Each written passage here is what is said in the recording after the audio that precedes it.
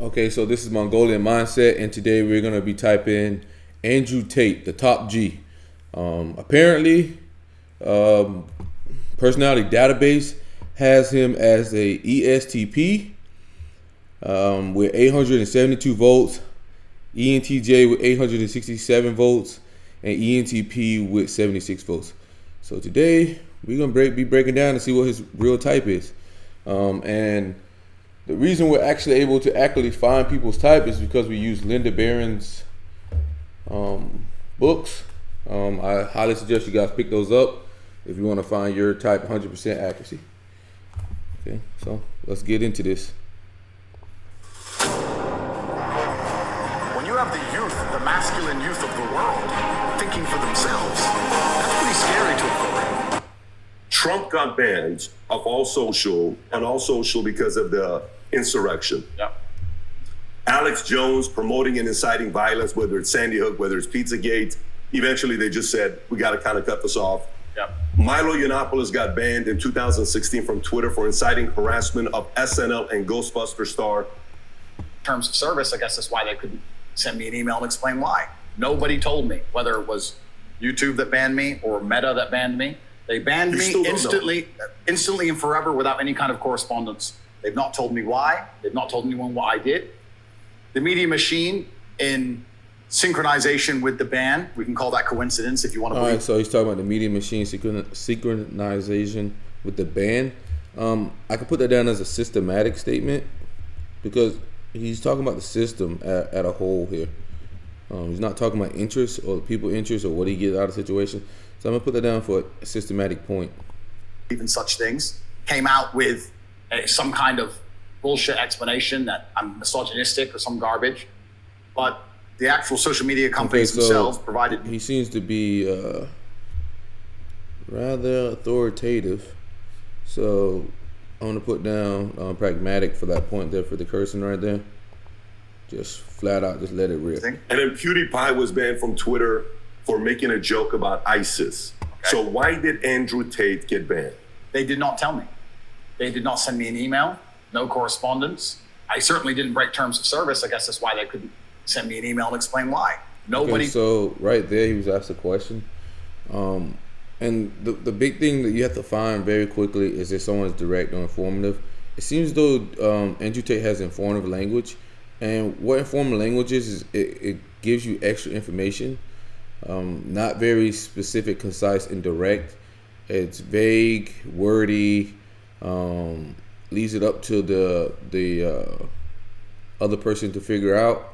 So we're gonna put down a point for informative there because he's giving a lot of extra information that wasn't asked. Direct people generally don't do that. He told me, whether it was YouTube that banned me or Meta that banned me. They banned me instantly and forever without any kind of correspondence. They've not told me why. They've not told anyone what I did. The media machine, in synchronization with the ban, we can call that coincidence if you want to believe in such things, came out with some kind of bullshit explanation that I'm misogynistic or some garbage. We took a poll that we put pragmatic because of that. The actual social media companies themselves provided no explanation at all, no correspondence at all. They just deleted me. That was it. Now, are you doing anything about it? Are you having your legal team trying to find out why they did that, or you're not taking any action right now? I do have a lot of things happening behind the scenes. However, and perhaps I'm becoming optimistic. Do you see how he asked him a straightforward question, and look how he answered it? Like he seems to be informative language. Asked a pretty direct question. Told me why. They've not told anyone what I did. The media machine, in synchronization with the ban, we can call that coincidence if you want to believe in such thing. And if these companies have any Google search person on the planet, they must have teams. Think about it. Are you, having your legal team trying to find out why they did that, or you're not taking any action right now? I do have a lot. See, now let's see how you answer this. Of things happening behind the scenes. I do have a lot of things happening behind the scenes. That's a yes or no question. Look how he chose to word it. However, for informative. And perhaps I'm becoming optimistic in my old age, but I believe that in due course, the social media companies will realize the mistake they made. I think that, and like I said, I don't have. So he said in due course, the social media companies will. So that's a futuristic statement because that's in the future. So we're actually going to put a point down for abstract because that is future focus. Have intimate knowledge of the workings of social media companies, but assuming they are semi-professional to any regard, and that is a big assumption, but let's assume they're professional. That means that when they ban somebody like me, especially the most Google search person on the planet, they must have teams which are analyzing in real time the response to said action. He's talking about teams analyzing said response. I'm putting a point down for systematic there. Systematic. Because he's talking about the overall system there in play. Should have people sitting procedures, methodologies, all that. He's talking about that. He's not talking about the interest. On the ground analyzing. Now they attacked me with their media machine because first they shut you up so they can lie about you. So they shut me up.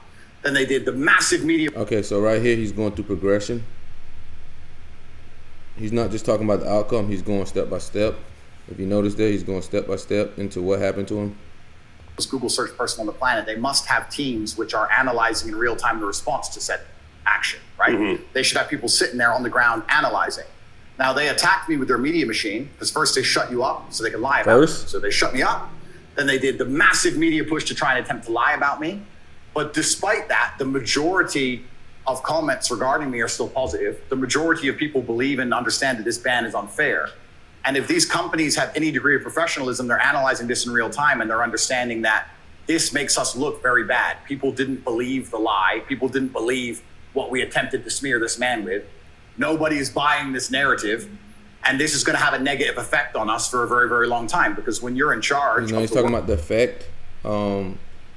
Arguably, that could be SINE. He's talking about the overall effect, so that like the consequences behind something. So I'm going to put down a point for SINE. A lot of people can say that he's talking about his own experience right now, so that they would actually put down another point for SINE, but that's fine. So far we have 2 points for systematic, 1 point for pragmatic, 2 points for informative, 1 point for abstract, and 1 point for progression. This guy's clearly informative. He's not direct, he's not to the point, he's not concise with his words. He's giving a lot of extra information. It's vague, it's wordy, it's tricky. So I'm gonna go ahead and call that ENTJ is informative. He uses informative language. So that eliminates the 8 direct types.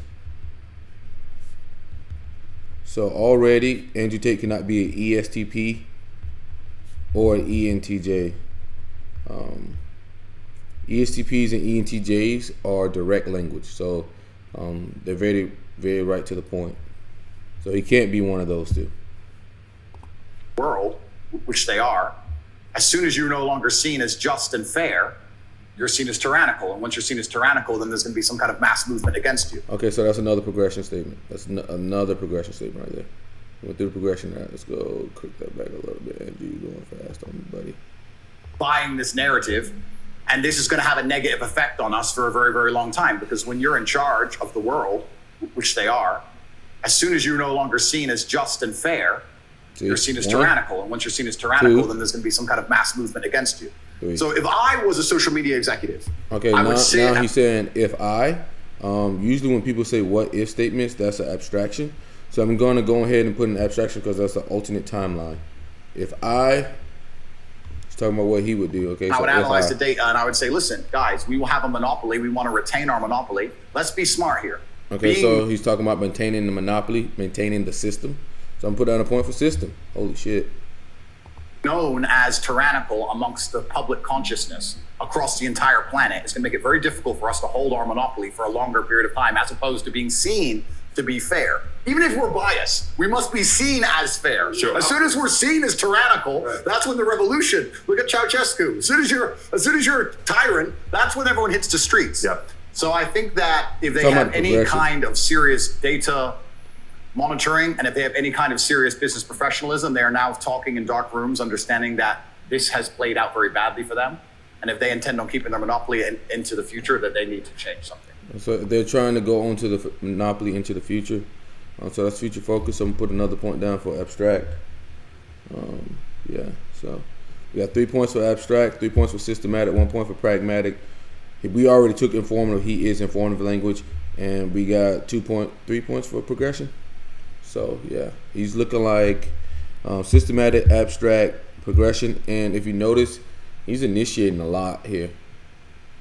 Maybe I'm being optimistic, but we will Who see. was the first one to take you off? Meta? Meta was first. So Meta. Facebook, Instagram. Facebook, Instagram. Okay. And then it was a domino effect. Yeah, so Meta took me down. So it's quite interesting, actually. I had a YouTube channel for a while. It was never so large. I had 738,000 subscribers. It took me a long time to build it up. I got a strike on YouTube, which prevented me from posting. Okay, so right now he's going through another progression. Holy shit. He's got a strike. No big deal.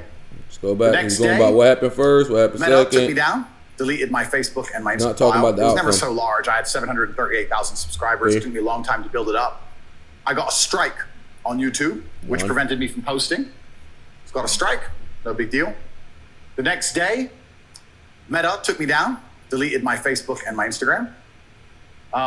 The press came out at exactly the same time in sync, saying that I'm a misogynistic, dangerous person, that I'm harmful, that I am the reason that the world is not a perfect place, world hunger, you name it, all my fault.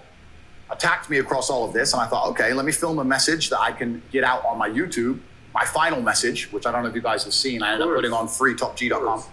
Let me film my final message explaining how this is unfair and unjust. We filmed it, we produced it, we got it all edited within 12 hours, had to ready to go, but we couldn't post it because of the YouTube strike. So we're waiting for the YouTube strike to expire. A few hours before the YouTube strike expires, guess what happened? They banned me from YouTube. Then they banned me from Discord. Then they banned me from Airbnb. They banned me from Stripe.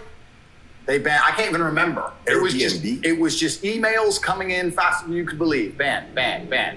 So the it wasn't just the socials. Oh, no, the Matrix presses a button, my friend. Yeah. And every app on your phone stops working. So Uber. So he calls the Matrix, aka the system, the people, the system. So I'm gonna put down another point for systematic then. So we're going to exclude 4 more types because Andrew Tate is systematic. We're down. We're gonna exclude. We were at the 8 informative types, which is the starters, which is the ESFJ, ESFP, ENTP, ENFP. And the background, which is ISFJ, ISFP, INTP, and INFP. And because he's systematic, we get to cross INFP, ENFP, because they're interest based. ESFP and ISFP. So those get crossed out because he's not interest based. He's not looking at what's in it for other people. Or what other people get out of a situation. He's not talking about what he gets out. He's just literally talking about the system of things.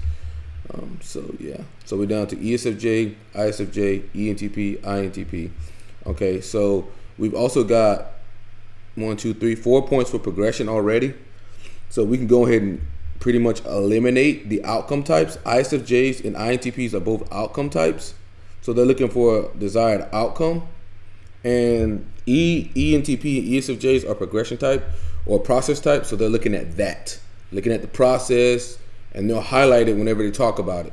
So if you've seen it throughout the interview so far, he's talking about the progression of things or how things move, and that won't be seen with INTPs and ISFJ. They'll usually just talk about outcomes. So we can eliminate those. So we're down to ESFJ and ENTP so far. You name it. Uber. Stop. You name it. Wait, you can't use Uber? Well, I can use Uber. You just start a new account, right? But yeah. Oh, sorry, Uber. Catch me. Okay, so he talked about how to trick the system there again. I just started another account, pragmatic. Your main account on Uber How to get the desired They results. take everything. Everything. Coordinated effort all at once. Coordinated effort all at once. Every single one of them just goes, no. Delete. And they come at you with everything. And Stripe. Banks. Payment processing. And banks. UK-based banks as well. High Street, banks. I can name Santander, HSBC, Barclays, etc. all at the same time. Banks. Oh, no, sorry. To change, we've decided because blah, blah, some bullshit, some letter, close your accounts. So they take all your banking, they take your payment processing, they take all your social media presence, they take your Discord, they take your Skype, they take all your accounts, your ability to communicate with people, and then they lie about you in the press. There's another progression. And they leave you there. Progression, but we already know progression's already done. They attempt to harm you can understand the social component. All right, these guys are probably all working in unison. Yeah. But when you hear payment processors, banks, apps like Uber, how are you processing that? No, I mean, that's why he has to do something about it. Because, for me, there's plenty of great lawyers. Did you hear about what happened with Alex Brenneson lately? Alex Berenson? Alex. Berenson. All right, so compare the two. Like compare Andrew Tate and compare Patrick Bet-David. Patrick Bet-David is direct. Okay? He's direct in outcome. He wants an outcome. He's already talking about, the outcome. Like, he needs to do something about this because of the outcome. Writer? Alex Berenson, I think I heard he sued Twitter or something. He sued Twitter. Yeah. Did you follow the story? I don't know the exact story, no. So he was on Joe Rogan. If you've not seen it, I highly recommend you watch this. So he is saying things about Twitter. Matter of fact, the tweet that got him in trouble, got him his 5th strike, was the following tweet. We can put this up there because I'm just reading what he said. This is a tweet he put out that he said, "It doesn't stop infection or transmission. Don't think of it as a vaccine. Think of it as, at best, a therapeutic with a limited window of efficacy and terrible side effects profile that must be dosed in advance of illness, and we want to mandate it. Insanity." That's his tweet. So he gets banned. Makes a lot of sense to me. In December of last year, which was 6 months after when Biden said anybody who allows debate of vaccine should be banned or shouldn't be allowed, meaning there shouldn't be any of that. So 6 months after that, he gets banned.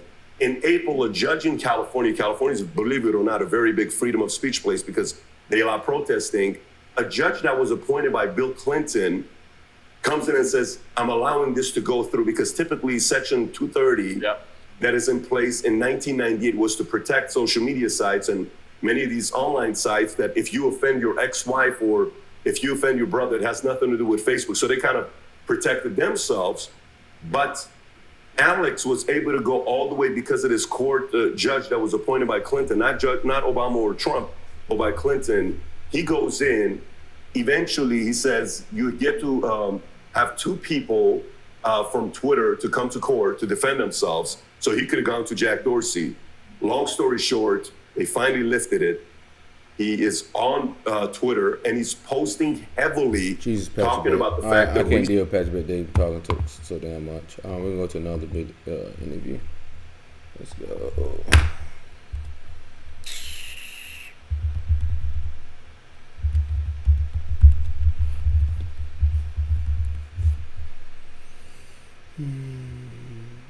To Piers Morgan.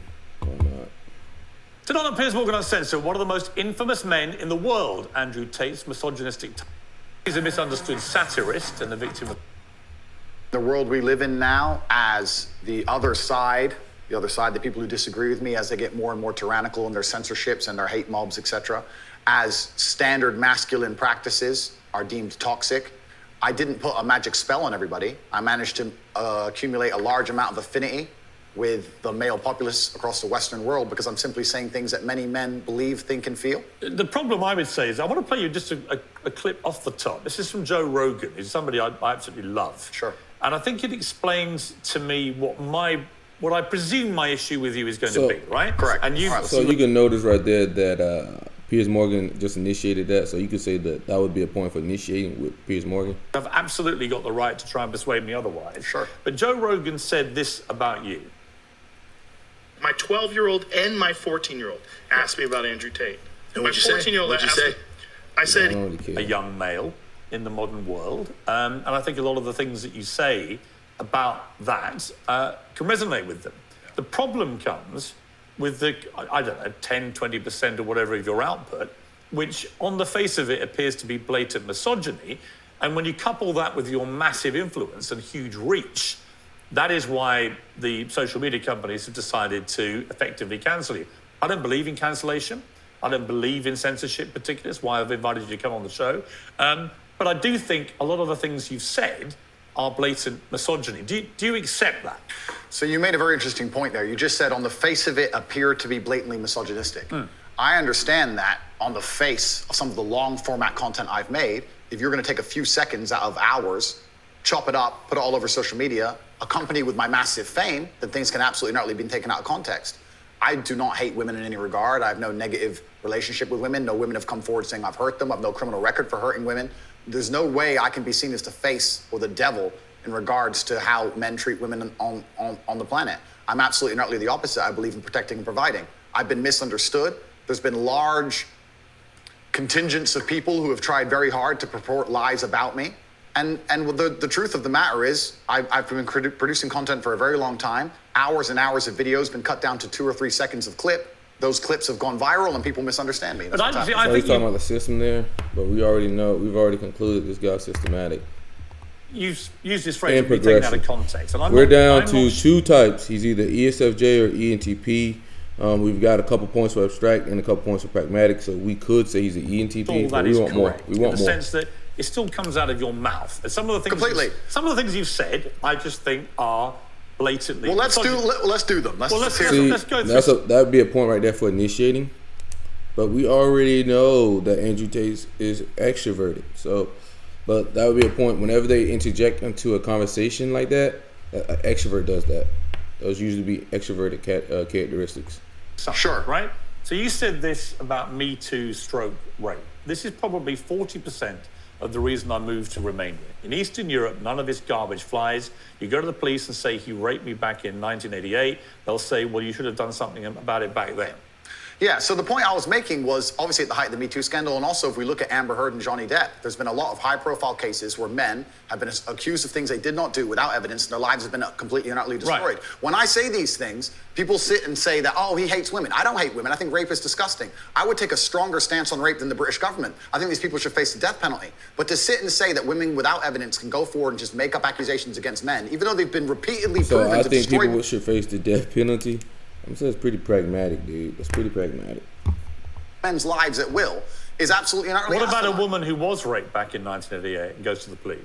Then the man should face absolute and complete justice. But you understand that when that clip appears on TikTok as a clip, and all right, as a clip, completely. Okay, but it's still something that came out of your mouth. Do you accept that when that appears on TikTok, a lot of young, maybe not as smart as you, young men, right, impressionable teenagers, will read that and go, what's he saying here? Is he saying that rape doesn't exist? No, I completely. I'm not going to sit here as a professional and say that I can't be taken out of context. What I will say is that one small sentence you've taken was from a 1-hour video where I explained that, of course, rape is disgusting. Of course, everybody should be punished for their crimes regardless of when they happen. But people are not perfect, male and female. And if you give women the opportunity to destroy men's lives without evidence, there's going to be a contingent of women who will do that. I'm trying to make a balanced and nuanced argument in a world where people have no attention span. They're going to take a few seconds, put it online, decide someone's good or bad, not be interested in the longer format video. So it's clear we've already know that this guy's systematic. He's always talking about the system. And he's always talking about progression. It's highly systematic, highly progression. We're down to ESFJ and ENTPs looking more like an ENTP. And here I am. No, I'm certainly a person who takes personal responsibility. That's who I am as a person. But we live in a world now with TikTok videos 5 or 6 seconds long. There's no content. Do you think women are the property of men? No. The point I was making. Why have you said they are? Because I made a religious point. I said that when a man marries a woman, the woman's father walks her down the aisle, and hands her way to the man. Traditionally, that's what it says in the Bible. I'm a religious person. I believe in God. I live in the most religious country in the world. So you do think that the woman becomes the men? I think she takes his last name. I mean, let's watch the clip that you said about this so that we can get it in context. If you see, he keeps interrupting. My sister is my husband's property, yes. Would you rephrase what you said there? Now, that's an interesting point about phrasing.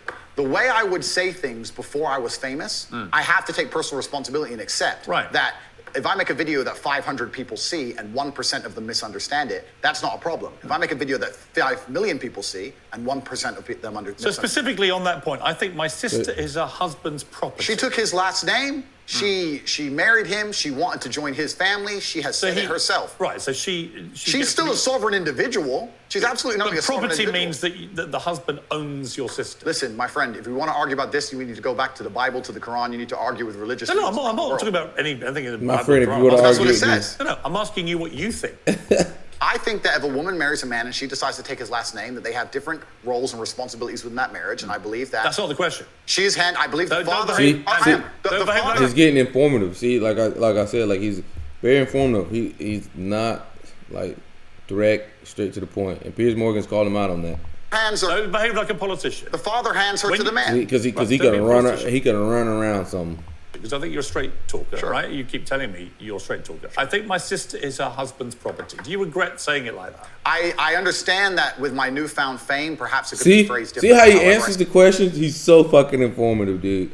He's circling around that shit. Still believes that a woman is given to the man in marriage. That's what I believe. Yeah, but not as property.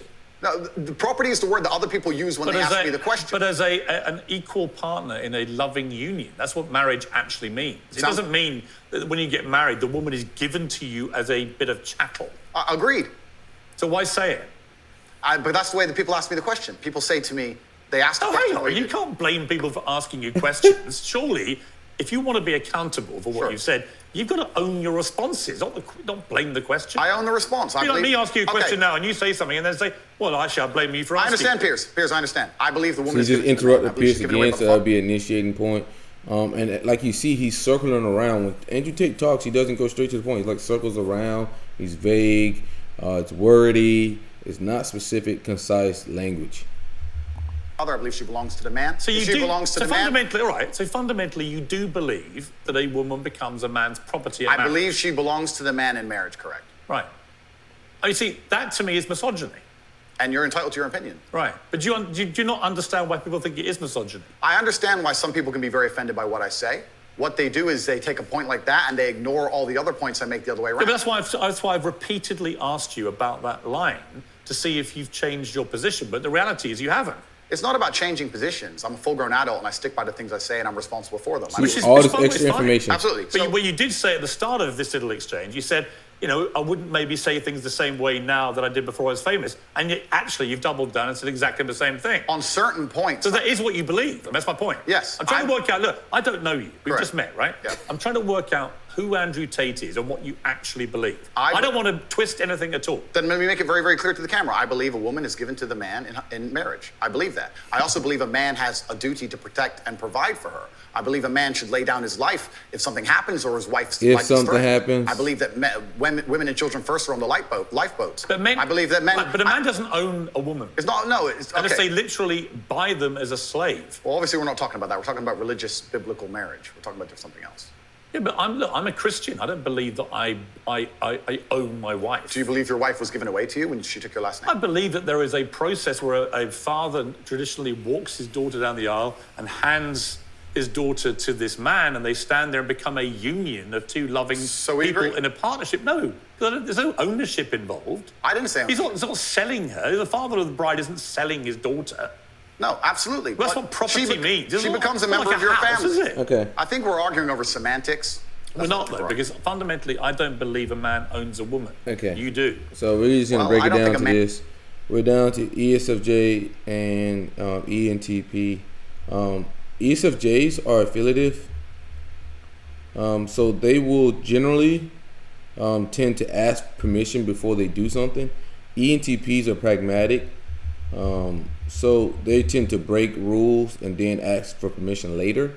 You can ask yourself which one you think Andrew Tate is. Clearly he's pragmatic. So yeah, we're going to conclude here that Andrew Tate is an ENTP. He is informative language, which means very vague, all over the place, wordy, extra words. He's not direct. He's abstract. He's systematic. He does progression or process. He cares about that more than the outcome. And yeah, so we're done here. And personality database has it wrong. They have him as a ESTP, and that's wrong. This guy's clearly ENTP. So I guess the people who voted 76 times were correct, and the people who voted 1,600 times are wrong, because he's not an ENTJ, he's not an ESTP. ESTJs, ESTPs have direct language, so very concise and to the point. Okay. Also, ESTPs are interest-based, and ENTJs are systematic. So that could have worked, but he's not direct language. If he had direct language, then he could be an ENTJ. But we just follow Linda Barrens material. Comment below if you agree or disagree. But yeah, we're done here.